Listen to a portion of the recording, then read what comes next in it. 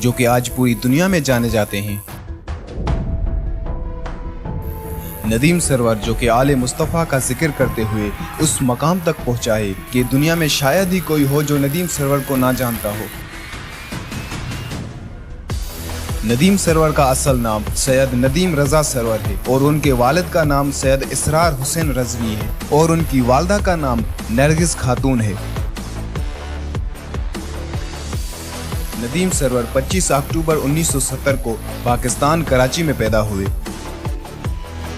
Nadeem server बचपन से ही नुहाखानी करता था और उन्होंने बाकायदा नुहाखानी का आगाज 1982 में किया और आज तक नदीम सरवर 200 से भी ज्यादा नुहे पढ़ चुके हैं और बहुत से नुहे मुख्तलिफ जबानों में पढ़े हैं, जिनमें से सिंधी, उर्दू, फारसी, पंजाबी, हिंदी, गुजराती और अरबी शामिल हैं।